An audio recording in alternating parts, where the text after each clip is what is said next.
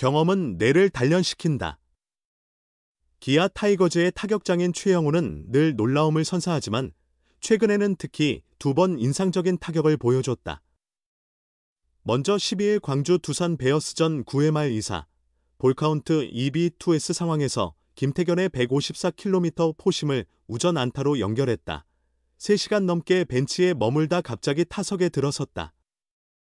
아웃카운트 하나, 아니 스트라이크 하나만 더 당하면 끝나는 순간이었다. 그런데 김태견의 몸쪽으로 높게 꽂히는 공을 놀라울 정도로 잡아당겼다.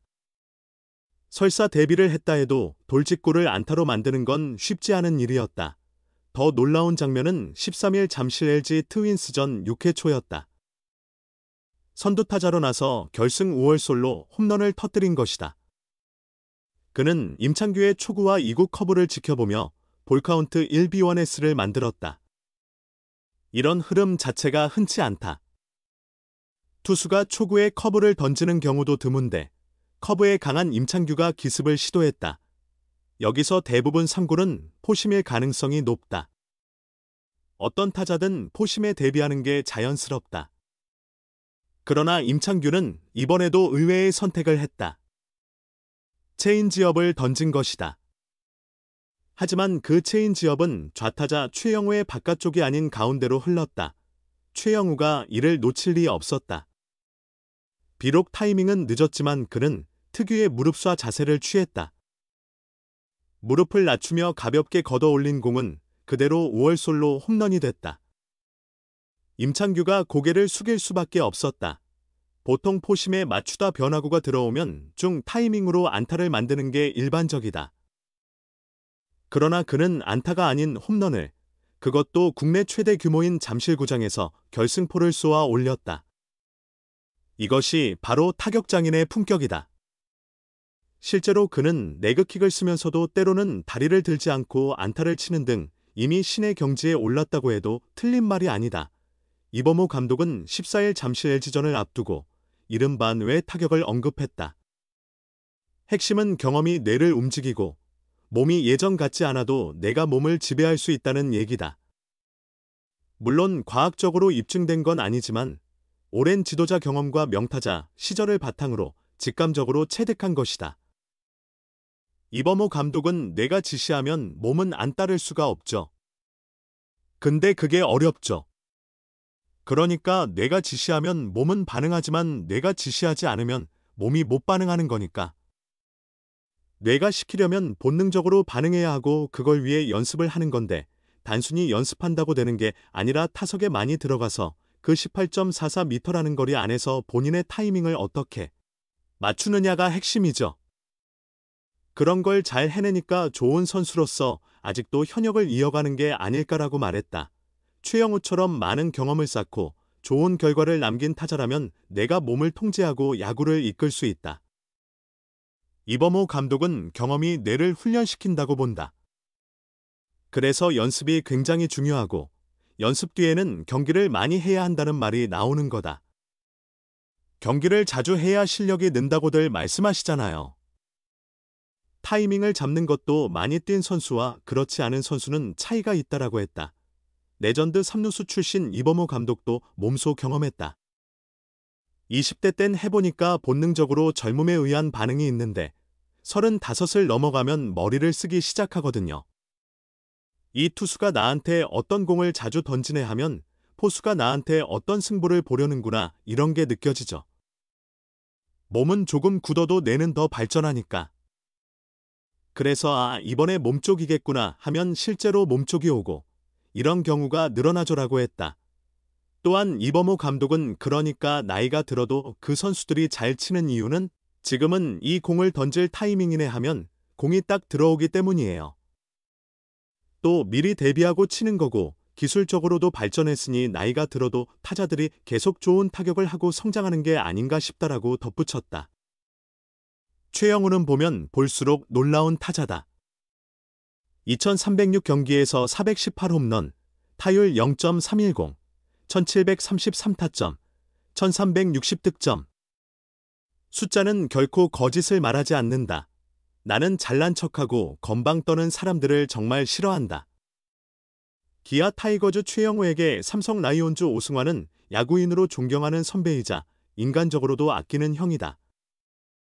최영우는 2002년 고졸 신인으로, 오승환은 2005년 대졸 신인으로 나란히 삼성에 입단해 2014년 오승환이 일본 프로야구 NPB로 떠나기 전까지 함께 뛰었다.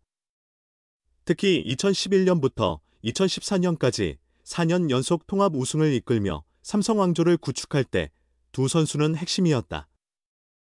최영우는 삼성에서 무려 6차례 우승을 주도했다. 그 찬란한 시절은 이제 10년이 훌쩍 넘은 과거가 되었다. 오승환은 올 시즌 중 은퇴를 발표하고 은퇴 투어를 돌고 있다. KBO 통산 427세이브, 한미 1 통산 549세이브를 기록한 한국 야구 사상 최고의 마무리 투수에게도 결국 끝이 찾아왔다. 최영우는 오승환의 은퇴 소식을 들은 순간부터 직접 선물을 준비했다. 아내의 아이디어로 감사패를 제작했고 문구까지 정성을 다해 직접 새겼다. 지난 10일 광주 삼성전 은퇴 투어에서 그는 오승환에게 감사패를 전달하며 직접 글을 읽다가 결국 눈시울을 붉혔다. 그의 진심은 삼성 선수단에게도 전해졌다. 강민호와 구자욱 역시 함께 눈물을 보였다는 후문이다. 최영우는 11일 광주 롯데 자이언츠전을 앞두고 전날을 떠올리며 평소엔 눈물이 없는데 이런 순간만 오면 나이 들어서 그런가 보다 고 웃으며 말했다. 이어 거제 10일 민호랑 자욱이도 울었다. 얘들이 형 때문에 같이 울었다고 하더라. 아마 모르게 몇 명은 더 울었을 거다. 민호랑 자욱이는 사진 찍으러 나오는데 눈물 때문에 얼굴이 젖어서 나오더라고 너스레를 떨었다. 왜 모두 눈물을 감추지 못했을까? 감사패에는 사랑하는 나의 형님. 처음부터 지금까지 늘 존경해왔습니다. 제게 최고의 투수는 오승환입니다. 형의 모습을 평생 마음에 새기겠습니다. 고생 많으셨습니다.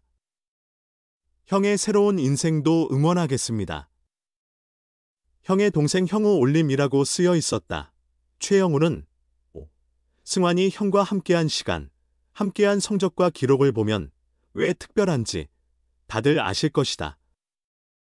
승환이 형을 예전부터 좋아했다. 다른 형들보다 더 각별하게 좋아했다.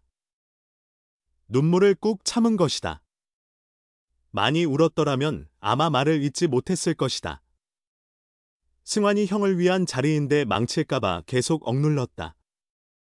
감정을 주체하지 못할 만큼 터져 나올까봐 라고 말했다. 이어 승환이 형의 야구는 다 알 거고 그냥 선하다. 나는 솔직히 거짓 없고 착하고 잘난 체 안 하고 있는 체 안 하는 사람을 좋아한다. 그런 사람 아니면 솔직히 어울리지 않는다. 승환이 형은 예전이나 지금이나 뛰어난 선수인데도 배려하고 베풀고 그냥 착하다. 그래서 그런 형이 좋은 것이다. 잘난 척하고 건방 떠는 사람들은 정말 싫다고 덧붙였다. 오승환은 지난 7월 8일 창원 NC 다이노스전 이후 마운드에 오르지 않았다. 삼성은 시즌 마지막 경기인 오는 30일 대구 기아전에서 오승환의 은퇴식을 치를 예정인데 이날 마지막으로 공을 던질지 주목된다. 최영우는 존경하는 형의 마지막 공을 직접 타석에서 맞이하고 싶다는 마음을 숨기지 않았다. 혹여 타순이 맞지 않아 마지막 순간을 놓칠까? 오승환의 등판에 맞춰 대타로 들어서는 건 어떨까 하는 생각도 했다. 기아의 순위 싸움이 걸려있다면 불가능하지만 상황이 허락한다면 가능한 이야기다. 최영우는 그래도 단 한 타석인데 라며 투수 오승환과 마지막으로 마주할 그 순간을 기대했다.